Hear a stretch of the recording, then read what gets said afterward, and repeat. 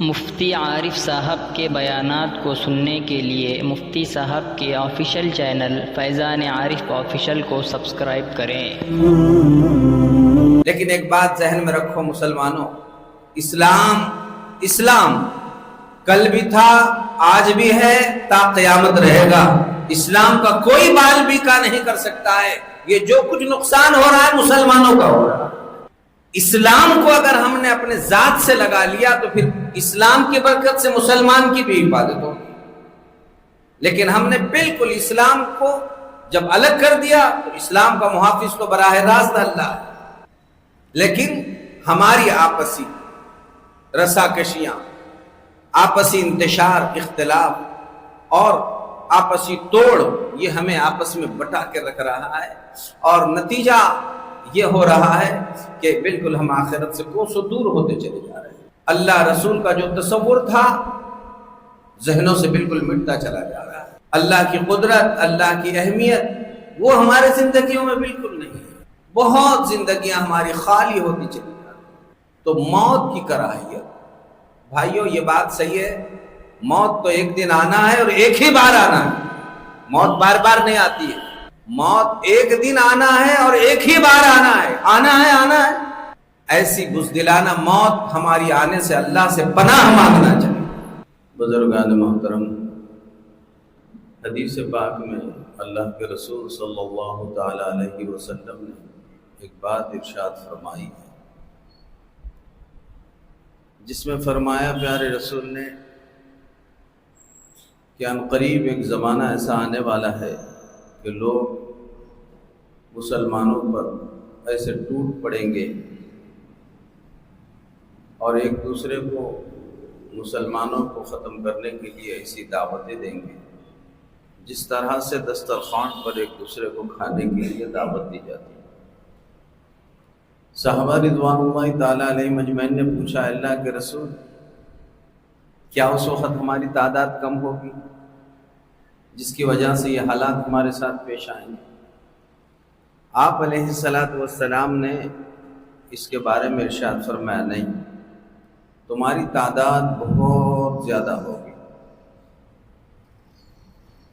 لیکن تم اتنے ہونے کے باوجود کل وہن، جس طریقے سے سیل رواں بہنے والا پانی دریاؤں میں، ندیوں میں بہتا ہے، اس کے اوپر خس و خاشاک ہوتا ہے، تو وہ جس تیزی کے ساتھ بہہ جاتا ہے اس میں کوئی ٹھہراؤ نہیں ہوتا ہے، بس اسی خس و خاشاک کے انداز میں تمہاری حالت ہوگی،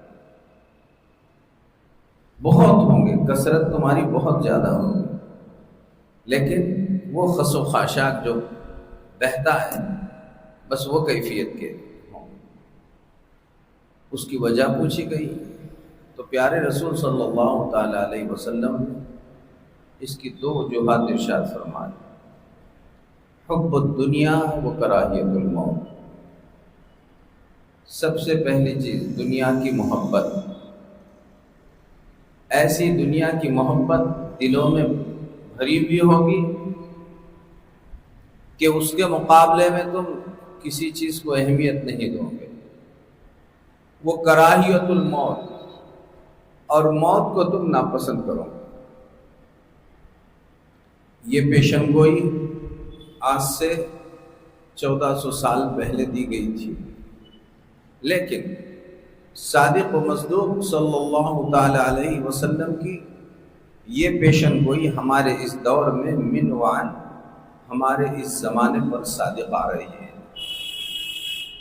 آپ غور کریں تو بالکل یہی باتیں ہیں ہمارے اندر۔ آپ دیکھیں دنیا کی محبت دلوں میں کوٹ کوٹ کر بھری ہوئی ہے۔ دنیا کے محبت کے سامنے ہمارے پاس کسی چیز کی کوئی اہمیت نہیں، کوئی اہمیت نہیں، نہ دین کی، نہ ایمان کی، نہ شریعت کی، نہ اللہ رسول کی، اسی کے ساتھ نہ رشتہ داریوں کی، نہ خاندان کی، نہ اڑوس پڑوس کی، نہ علاقے کی، نہ امت مسلمہ کی۔ آج دنیا کی محبت، تو دنیا کی جیسی جیسی لالچیں دی اور دلائی جا رہی ہے، دنیا کی لالچوں میں آج ہمارا مسلمان دن بدن بکتا چلا جا رہا ہے۔ ہر جگہ آپ دیکھیے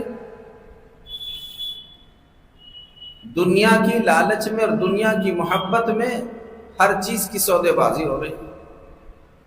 اس میں اس بات کو نہیں سوچا جا رہا ہے کہ ہمارے دین ایمان کا کیا، بالکل اس کے طرف دھیان نہیں، توجہ نہیں، خیال نہیں کہ دین کا کیا، ایمان کا کیا، سودے بازیاں ہو رہی۔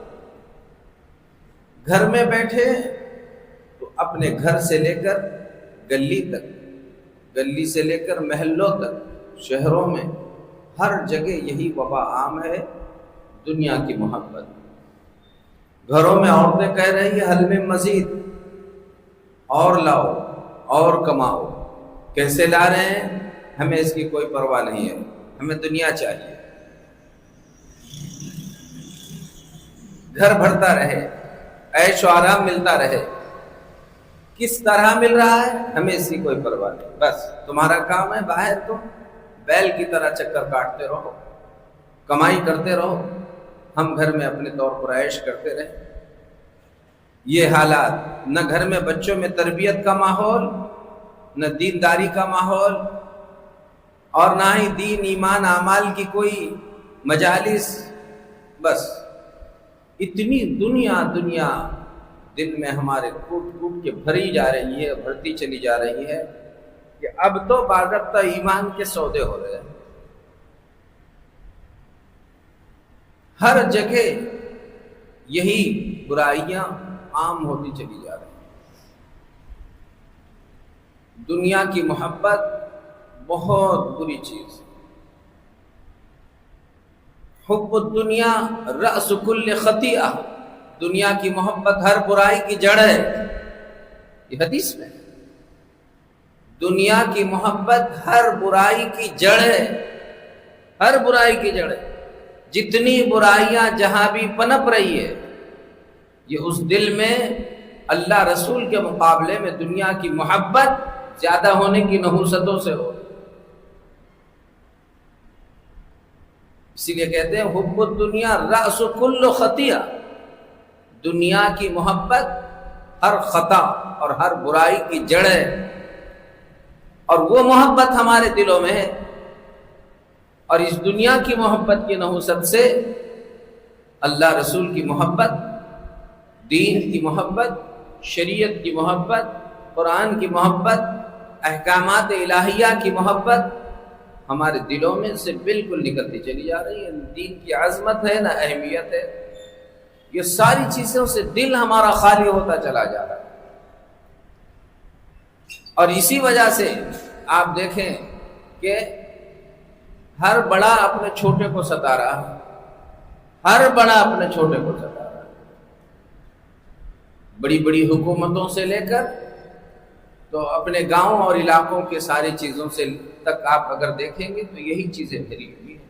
نہ کوئی حلال دیکھا جا رہا ہے نہ حرام دیکھا جا رہا ہے، بس بات یہ ہے دنیا دنیا کر کے ساری دنیا ہی آج سمیٹی جا رہی ہے، آخرت سے بالکل بے فکری۔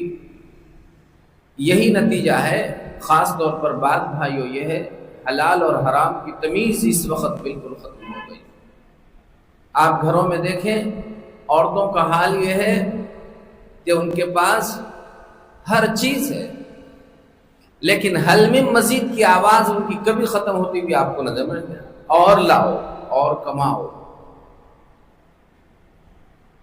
ان کے چاہے نمازوں کے جنازے نکل رہے، گھر میں آل اولاد کی تربیت کے جنازے نکل رہے، گھر میں جائے اللہ نبی کے نام کے بالکل لالے پڑے ہوئے، نہ پنج وقتہ نمازوں کا اہتمام، نہ قرآن مجید کی تلاوت کا اہتمام، نہ دعاؤں کا اہتمام، نہ تسبیح کا اہتمام، نہ گناہوں سے بچنے کا اہتمام، اور نہ بال بچوں کو یہ باتیں سمجھانے کا گھروں میں اہتمام ہے، کچھ بھی نہیں ہے۔ دنیا کی محبت نے دلوں کو سخت بنا دیا ہے۔ اب اس کی وجہ سے بات یہ ہو رہی ہے کہ ہر گھر میں آپ دیکھیں کہ مسائل ہی مسائل کا، مستقل طور پر ایک بڑا انبار پڑا ہوتا ہے، دنیا کی محبت خوب ہو رہی ہے۔ ضرورت ہے گھروں میں، اپنی زندگیوں میں اس بات کو ڈالنے کی کہ بھائی سب اللہ ہے، سب کچھ اللہ ہے، اللہ سب سے بڑے، اللہ کی محبت، اللہ کی عظمت، اللہ کی کبریائی اور اللہ کی قدرت پر دھیان، توجہ، اللہ کی طرف دھیان توجہ ہمارا جائے۔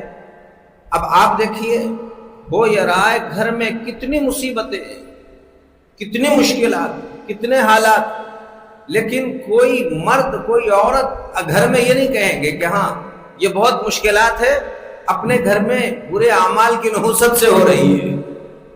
آپ جائزہ لیجئے گھروں کا، سب یہی کہیں گے یہ کماتے نہیں، یہ کرتے نہیں، شوہر بیوی کی، بیوی شوہر کی بھی غیبتیں کر رہے ہیں گھروں میں، باپ اولاد کی، اولاد باپ کی، بھائی بھائیوں کی، سب یہی۔ لیکن اللہ کی طرف رجوع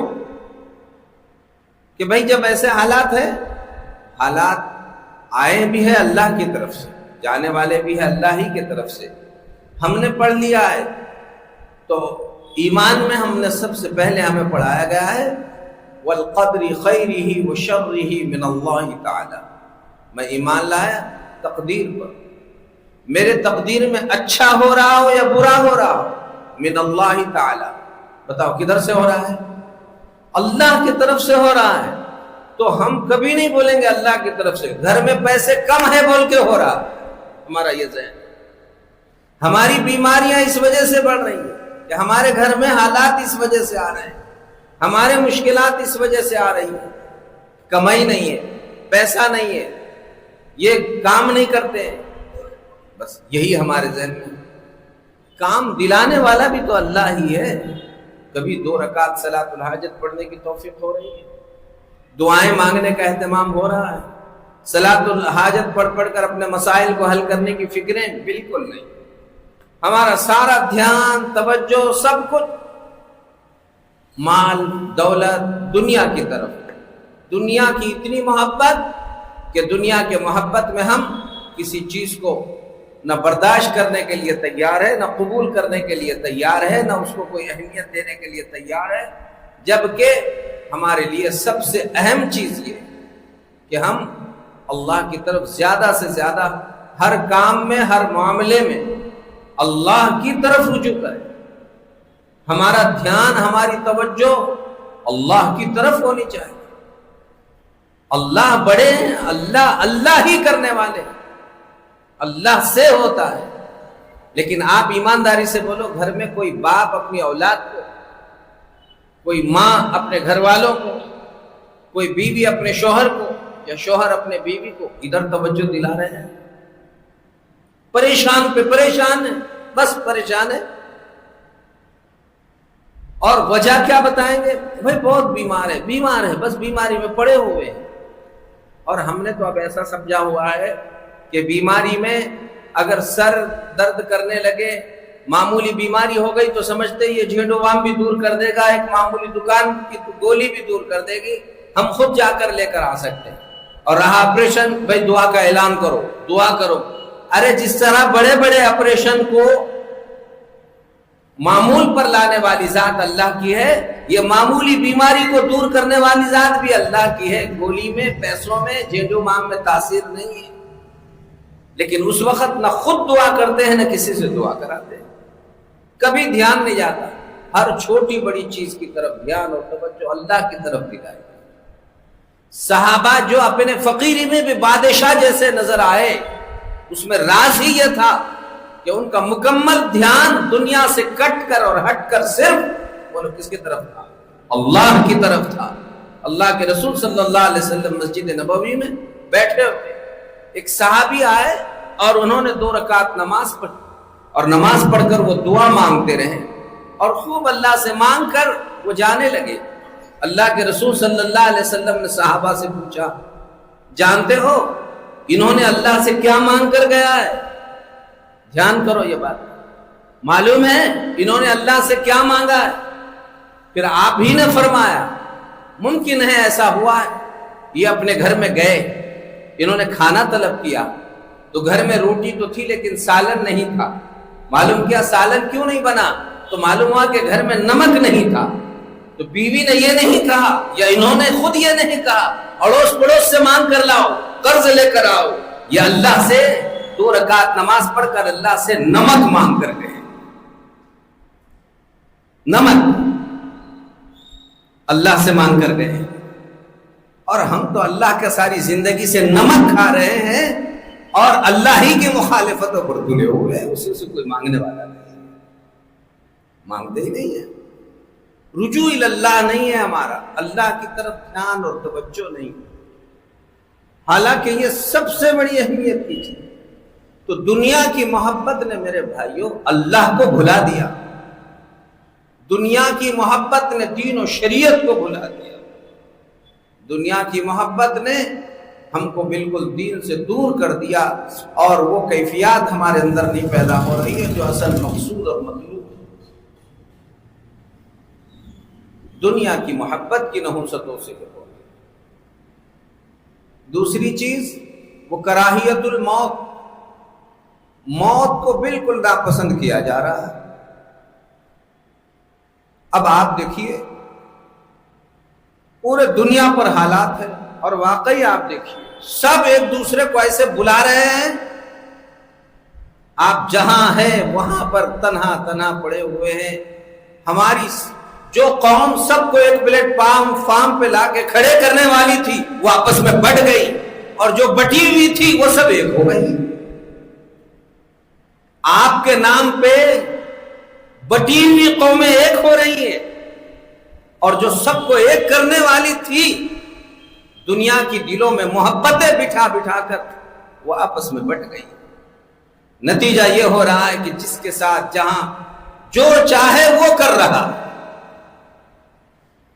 کتنے آج دیکھیے ہمارے ساتھ حالات کہاں نہیں پیش آ رہے ہیں، کہاں نہیں آ رہے۔ اچھا آ رہے ہیں تو نہ وہ خود سے خود کو نمٹ سک رہا ہے، نہ دوسرا کوئی اس کو نمٹا پا رہا، اور کوئی ہمارے طرف سے کھڑے ہو کر بولنے کے لیے بھی اس وقت تیار نہیں۔ ہوا کیا؟ کراہیت الموت۔ سب نے یہ طے کر لیا مجھے میری ذات عزیز ہے، میری زندگی عزیز ہے، چاہے دین کا، شریعت کا، مسلمانوں کا، اسلام کا، کچھ بھی ہو جائے۔ لیکن ایک بات ذہن میں رکھو مسلمانوں، اسلام کل بھی تھا، آج بھی ہے، تا قیامت رہے گا۔ اسلام کا کوئی بال بھی کا نہیں کر سکتا ہے۔ یہ جو کچھ نقصان ہو رہا ہے مسلمانوں کا ہو رہا ہے۔ اسلام کو اگر ہم نے اپنے ذات سے لگا لیا تو پھر اسلام کی برکت سے مسلمان کی بھی حفاظت ہوگی، لیکن ہم نے بالکل اسلام کو جب الگ کر دیا تو اسلام کا محافظ تو براہ راست اللہ ہے۔ لیکن ہماری آپسی رساکشیاں، آپسی انتشار، اختلاف اور آپسی توڑ، یہ ہمیں آپس میں بٹا کے رکھ رہا ہے، اور نتیجہ یہ ہو رہا ہے کہ بالکل ہم آخرت سے کوسوں دور ہوتے چلے جا رہے ہیں۔ اللہ رسول کا جو تصور تھا ذہنوں سے بالکل مٹتا چلا جا رہا ہے۔ اللہ کی قدرت، اللہ کی اہمیت وہ ہمارے زندگیوں میں بالکل نہیں ہے۔ بہت زندگیاں ہماری خالی ہوتی چلی جا رہی ہیں۔ تو موت کی کراہیت، بھائیوں یہ بات صحیح ہے، موت تو ایک دن آنا ہے اور ایک ہی بار آنا ہے، موت بار بار نہیں آتی ہے۔ موت ایک دن آنا ہے اور ایک ہی بار آنا ہے، آنا ہے۔ تو ایسی بزدلانہ موت ہماری آنے سے اللہ سے پناہ مانگنا چاہیے کہ ہمیں اپنے زندگی میں اللہ کی محبت ہو، مرے اللہ کے نام پر مریں گے، اور اپنی مکمل طور پر اپنی بساط کو مضبوط بنائیں گے۔ ہر لائن سے ہمارے اندر اپنے اندر پوزیشن بنے، اپنی دفاعی قوت، اپنی دفاعی طاقت مضبوط رہے ہر جگہ اور ہر وقت۔ اللہ تعالیٰ پھر جو مقدر کرے وہ کرے. لیکن آج ہم نے اپنی زندگی کو بالکل محدود کر دیا ہے. حب الدنیا کراہیت الموت، دنیا کی محبت اور موت کی کراہیت. حتیٰ کہ ہمیں تو بار بار یہ کہا گیا قبرستان جاؤ. آج قبرستان جانا چھوڑ دیا. شراب کے اڈوں پہ جا رہے ہیں، جوے کے اڈوں پہ جا رہے ہیں، پتے کے اڈوں پہ جا رہے ہیں، بے حیائی کے اڈوں پہ جا رہے ہیں، بدنگاہی کے جگہوں پہ جا رہے ہیں، سب جگہ جا رہے ہیں. قبرستان نہیں جا رہے ہیں. سوائے موت مٹی کے قبرستان جانا ہمیں نصیب نہیں ہو رہا. حالانکہ ہمیں قبرستان بار بار جا کر ایصال ثواب سے پہلے، مرحومین کے حق میں دعائیں مغفرت کرنے سے پہلے ہم سب کو یہ بتایا گیا ہے وہاں جا جا کر اپنی موت کو یاد کر دیں.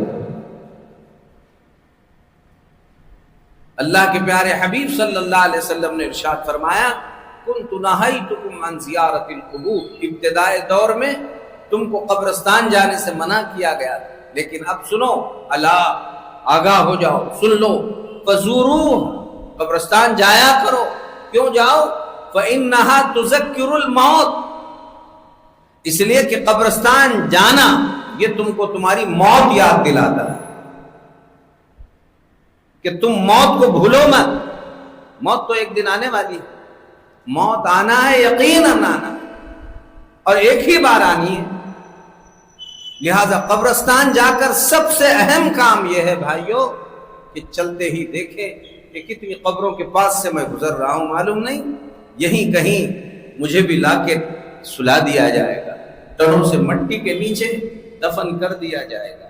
یہ بھی مجھ سے بہت اچھے تھے، ہمت والے، طاقت والے، قوت والے، مال والے، دولت والے، سب تھے، لیکن آج ان کے پاس کچھ نہیں رہا. یہ تنہ طرح مٹی میں چلے گئے. ایک دن یہی حال میرا بھی ہونے والا.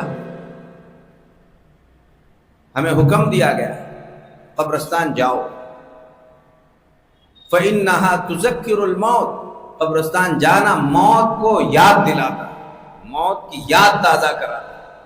تو قبرستان بار بار جانا چاہیے اور قبروں کی ایصال ثواب اور دعائے مغفرت سے پہلے اپنی موت کو یاد کرنا چاہیے. سب سے اہم کام قبرستان میں جانے کے بعد اپنی موت.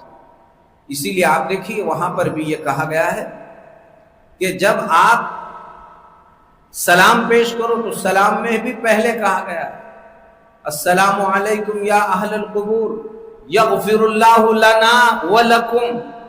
قبرستان والو السلام علیکم، اللہ پہلے ہماری مغفرت کرے. دیکھو پہلے میری، ولکم پھر تمہاری.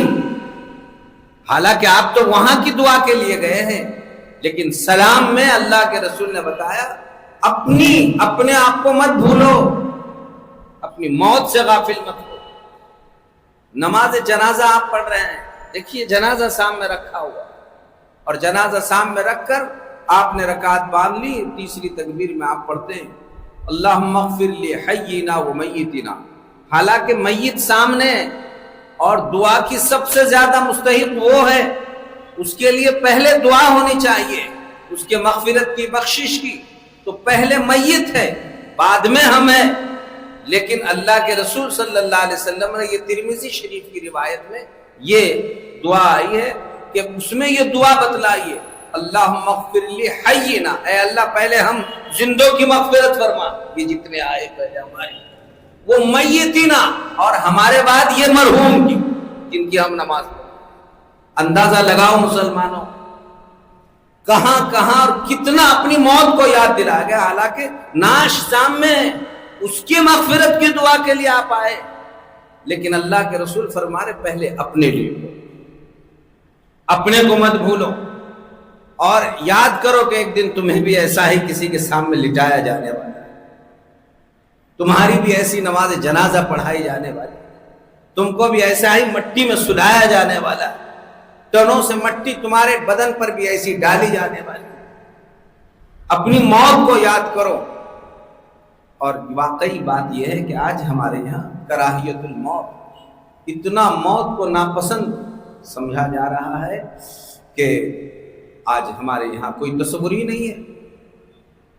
اور صحابہ ان کو معمولی برچھی لگتی تھی، کہیں برچھی لگ گئی تو یہ نہیں ہے کہ اب میری زندگی بہت بڑھ گئی، فزت ورب الکعبہ، رب کعبہ کی قسم میں تو کامیاب ہو گیا. برچھی لگ گئی، موت کی طرف جا رہے ہیں اور کہہ رہے ہیں میں تو کامیاب ہو گیا. اور کہاں ہمارا حال یہ ہے کہ ہم تو مرتے ہوئے بھی اس بات کو سمجھنے کے لیے تھے. آپ دیکھیے موت کے وقت بھی جتنے لوگ بیمار رہ رہے ہیں، دواخانے میں ایڈمٹ ہے، تہجد گزار رہتے ہیں، تہجد کی نمازیں پڑھتے ہیں، بڑی بڑی نمازوں والے ہوتے، اعمال عبادتوں والے ہوتے. اب یہ تو موت کی طرف متوجہ کرنے والا وقت ہے، لیکن آپ دیکھیے اس وقت بھی دواخانے کے بہانے، پلنگوں پہ پڑے ہوئے ہیں، اس بہانے معلوم نہیں کیا کیا بہانوں سے اچھے اچھے تہجد گزاروں کی فرض نمازیں قضا ہو جاتی ہے. وہ نمازیں نہیں پڑھتے، یہ سمجھتے ہیں کہ اب گویا یہاں پر یہ نماز معاف ہے. معاف تو بھائی مرنے کے بعد ہی مسئلہ ہے، جب تک کہ معافی کا سوال کیا ہے. نماز تو ہر حال میں پڑھنی ہے، بیمار ہے تو بھی پڑھنی ہے، بستر مرگ پہ بھی پڑھنی ہے، کہیں بھی نماز تو پڑھنی ہے. وہ وقت تو اور زیادہ رجوع کا ہے. رہا مسئلہ کہ ہم کیسے پڑھیں، جیسے پڑھیں. عذر معذوری کے احکامات الگ ہوتے ہیں، صحت کے احکامات الگ ہوتے ہیں. اسی لیے اللہ نے تخفیف کی ہے. کھڑے نہیں ہو سکتے بیٹھ کر پڑھو، وضو نہیں بنا سکتے تیمم کرو، مگر نمازیں پڑھو. نمازیں پڑھنا ہے، لیکن وہاں پر موت کی طرف دھیان ہی نہیں ہے ہمارا کہ بھئی ایسی حالت میں بھی کچھ ہو سکتا ہے، اور ہوا تو زندگی بھر کا 5 وقتہ نمازی اور موت کے وقت بے نمازی بن کے دنیا سے جا رہا ہے.